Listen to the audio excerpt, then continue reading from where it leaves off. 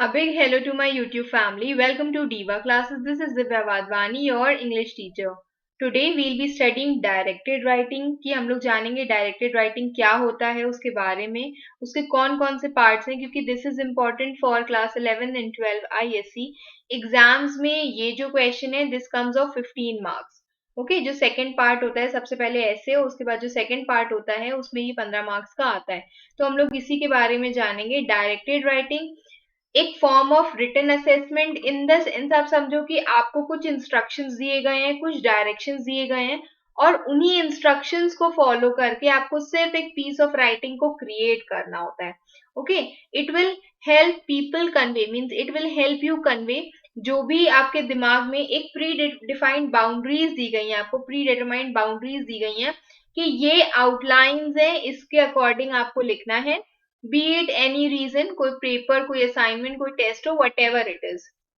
ठीक है. अब ये जो ब्लू पेन है this is given by the council. क्या बोला गया है? काउंसिल सेज दैट ये जो पीस ऑफ डायरेक्टेड राइटिंग है it must be based on the information and the points provided only. कुछ भी बाहर से आपको इसमें नहीं लिखना है. The length should be 200 to 250 words. ये आप अपने अकॉर्डिंग ही मैनेज कर सकते हो. ठीक है. कैसे इसको मैनेज कर सकते हो? I will be telling you. You can consider 150 pages, 150 words as one page. तो ये जो होगा it will be considered not more than 2 pages. ठीक है, not more than 2 pages. 150 words on an average एक नॉर्मल राइटिंग के according आ जाता है. बहुत छोटी लिखी है तो 200 वर्ड्स भी आ जाते हैं इन अ पेज. तो not more than 2 pages will be your 15 marks directed writing. फिर अब इसमें लिखा हुआ है दिस इज द पार्ट जो आपके सिलेबस का हिस्सा है. ठीक है, this you have to keep in mind. First is feature article means article writing. दूसरा is book review. Third is speech writing. Next is newspaper report and last is statement of purpose. तो 1 2 3 4 5 ये चीजें आपके में है. Newspaper report में it can be any report. कोई भी डिजास्टर हुआ है, कोई कल्चरल प्रोग्राम हुआ है, एनुअल इवेंट हुआ है, कुछ भी हुआ है, तो वो सारी चीजें जो भी न्यूज़पेपर के हेडलाइंस में आती हैं, कोई स्पोर्ट्स इवेंट हुआ है, वो सारी चीजें इसमें इंक्लूडेड हो जाती हैं. फीचर आर्टिकल में एक जनरल पर्पस दिया है, जनरल वर्ड दिया हुआ है, जैसे इंपॉर्टेंस ऑफ क्लाइमेट या इंपॉर्टेंस ऑफ नेचर, और उसी पर ही आपको लिखना है. ये आपके पर्सनल व्यूज होते हैं. Book review is the part जिसमें आपको ये पढ़ना होता है कि कोई एक बुक है और वो कैसी है, इज इट रिकमेंडेबल, नॉट, अच्छी चीज क्या है, बुरी चीज क्या है, उसके बारे में वो आपको इसमें देनी होती है. Speech writing is whenever you are giving a speech regarding any head boy, head girl, Independence Day, any annual function, तो उसमें जो स्पीच आप लिखते हो वो ये है. फेयरवेल स्पीचेस आपकी इसमें आ जाती हैं. देन उसके बाद 12 के बाद you can take the example fresher party है, उसकी स्पीच आप इसमें प्रिपेयर करते हो. Newspaper report I told and statement of purpose when you are applying in some university, in some college of means that goes beyond India, beyond your own country. तो बाहरी countries में एक statement of purpose मांगा जाता है जिसमें you will write कि why you are applying, what are your aims, ambitions, your qualifications, your skills, वो सारी चीजें इसमें आपको लिखनी होती है. तो अब इसके बाद उन्होंने क्या बोला है कि स्किल्स जैसे कि एम्पलीफाई करना, चीजों को बिगर करना, डिस्क्राइब करना in a better way, elaborate करना, डिस्क्राइब करना एंड रीस्टेटिंग आर इन्वॉल्व.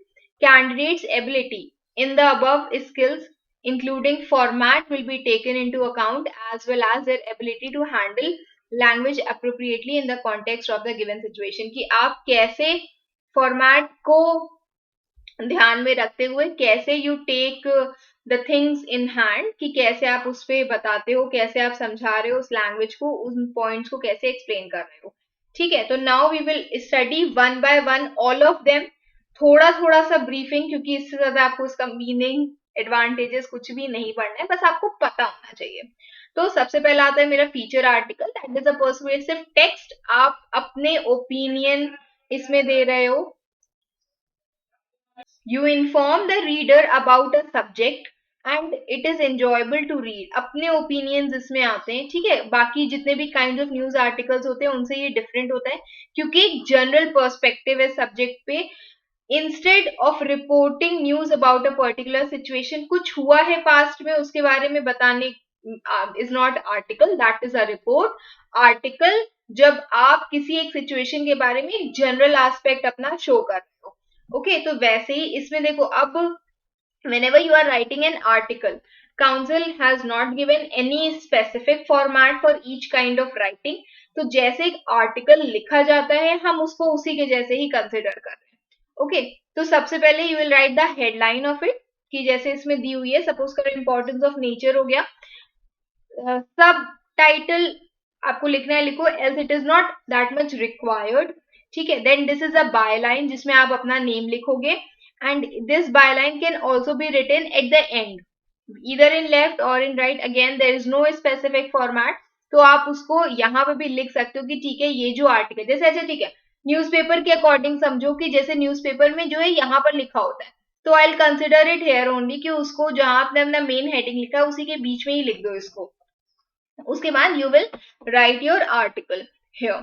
ठीक है, और उसी का ही एक एग्जाम्पल यहाँ पर लिखा हुआ है.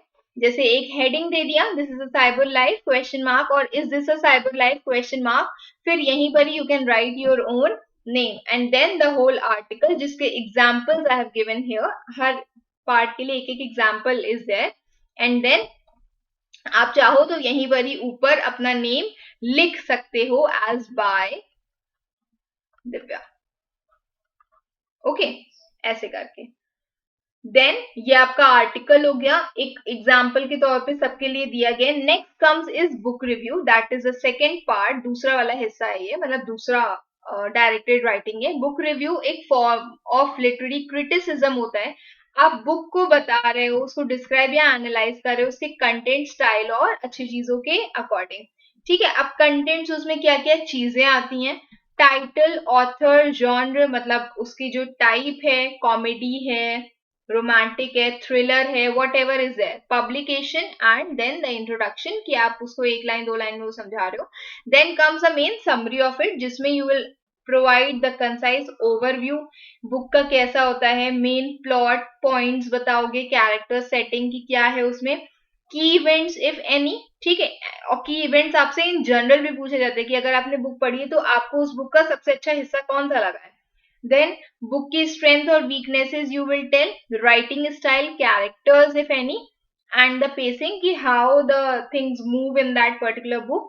फिर कैसे जो भी थीम या आइडियाज है, how much nicely जो बुक है वो इस चीज को कन्वे कर पा रही है, and whatever critical assessment you do of that particular book, कि आपको क्या पसंद आया क्या नहीं पसंद आया, एंड क्या ये जो बुक है ये दूसरी सिमिलर बुक्स के जैसे है कि नहीं है.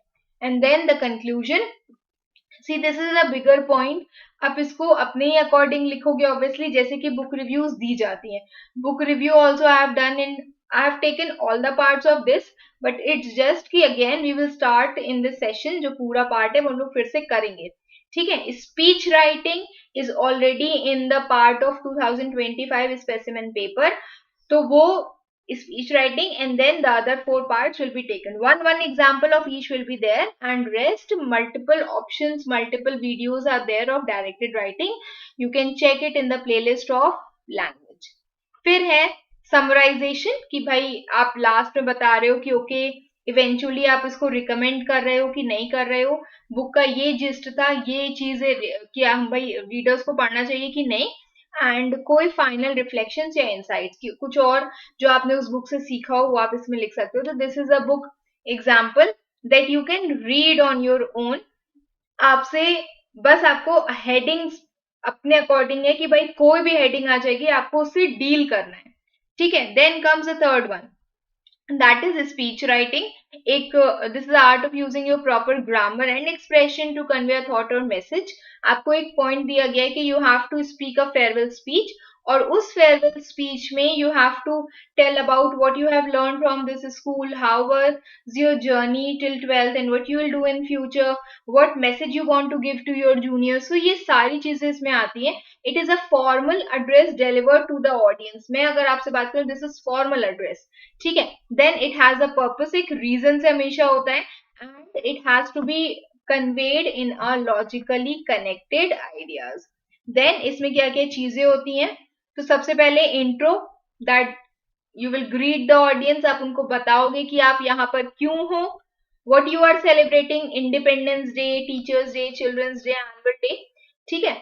Body of the letter, sorry, body of the speech writing, जिसमें आप ये बताओगे इसमें कि क्या क्या इसके फीचर्स हैं या क्या क्या इसके बारे में, एनीथिंग जो आपका इस चीज से रिलेटेड हो, इंडिपेंडेंस डे की इंपॉर्टेंस जैसे आप बताओगे। Then conclusion you will take the summary, wrap up करोगे आप अपने पॉइंट्स को, आप ऑडियंस को बोलोगे the call for an action, और उसके बाद remind to think about it, ठीक है। वही चीजें यहाँ पर दी गई हैं इसमें, दैट आप अपने टॉपिक का ब्रीफ इंट्रो दे रहे हो, आप यहाँ पर क्यों हो, you will be talking about this and this and this, and then you can start with a short story या फिर कोई कोट जो आप इसके लिए यूज कर सकते हो। ओके, फिर दूसरा पार्ट है इसका body of the speech writing, that says कि हम, जो मेरा टॉपिक है हम उसके बारे में बताएंगे, टेक्निक्स, एडवांटेजेस, डिसएडवांटेजेस ऐसे करके, और इम्पोर्टेंस। फिर द कंक्लूडिंग पॉइंट्स एक रिमाइंडर, एक कलेक्टिव कॉल फॉर एक्शन होता है, जैसे it is upon us to choose the fate of our home the earth by choosing to begin waste management at our personal spaces. फिर उसके बाद this is important, जिसमें आप thank you for being a wonderful audience, this is important, आप इसको note down भी कर सकते हो अपने पास कि कभी अगर आ जाते तो आप इसको लिख पाओ, ठीक है। फिर स्पीच राइटिंग के बाद then an example is given कि everybody owns a cell phone and you have to write, tell the people about cell phone etiquettes. Then next is the part of newspaper report, that is the fourth point, ठीक है। अब film review के बारे में कुछ भी नहीं बोला गया है, तो please do not study film reviews and personal profiles, नहीं बोला गया है तो मत पढ़ो उसके बारे में। न्यूज़पेपर, ना newspaper is obviously a news story जो न्यूज़पेपर में पाई जाती है, और इसका पर्पस होता है कि कोई भी इंफॉर्मेशन जो भी वर्ल्ड में हुई है उसके बारे में आपको बताया जाए। It focuses on a specific event that has happened, ठीक है। अब इसके कुछ की फीचर्स होते हैं, जैसे उसमें हमेशा एक हेडलाइन होगी, एक शॉर्ट इंट्रो होगा, and there will be the main body of that particular article, कुछ चीजें जो आपको न्यूज़पेपर के बारे में पता होनी चाहिए। 5 Ws, what is your newspaper article all about, कहाँ से आया है या where the event had held, when, who all were involved in it and why, ठीक है। क्लियर पैराग्राफ्स होते हैं, यू विल, ये नहीं कंप्लीट एक सेंटेंस उसको लिख दोगे, पैराग्राफ वाइज आप उसको चेंज करोगे। ऑब्वियसली डायरेक्ट स्पीचेस आप तब यूज करोगे जब किसी की एग्जैक्ट वर्ड्स आप कॉपी कर रहे हो, indirect you will use when you are writing your own part. Facts अगर कुछ हैं कि यस्टरडेज इवेंट था जिसमें जिसमें इतने लोग प्रेजेंट थे, ठीक है, या these many things were done, these many events were held. Formal language होता है, कोई भी फ्रेंडली लैंग्वेज इसमें नहीं यूज करनी है। थर्ड पर्सन होता है, you are telling about the second, not I, not you, the third one, that is he, she और दे, एंड ऑब्वियसली ये पास्ट टेंस में होती है हमेशा, क्योंकि the event has already happened. Okay, तो इसी के अकॉर्डिंग ये एक न्यूज़पेपर आर्टिकल है, आप इसको पढ़ सकते हो। एक और न्यूज़पेपर आर्टिकल है, आप इसको भी पढ़ सकते हो। तो this is your newspaper report, कि कोई इवेंट हुआ है जिसके बारे में यहाँ पर लिखा गया है। हाँ, न्यूज़पेपर रिपोर्ट में अगेन जैसे your main heading is there, sub heading is optional, क्योंकि आप इतनी मुश्किल से तो एक मेन हेडिंग सर्च करते हो। उसके बाद you can write here by home और डायरेक्टली योर नेम, ठीक है, जैसे यहाँ पर इट इज रिटन, तो ऐसे करके यू कैन राइट इट। ठीक उसके नीचे it can be center this और that side, nothing specific has been given about it, तो आप उसको किसी भी साइड पर लिख सकते हो। कॉर्नर साइड वैसे ज्यादा बेटर रहेगा, that is this part, the right side corner. Then comes a statement of purpose. अब स्टेटमेंट ऑफ पर्पस आपसे क्या कहता है?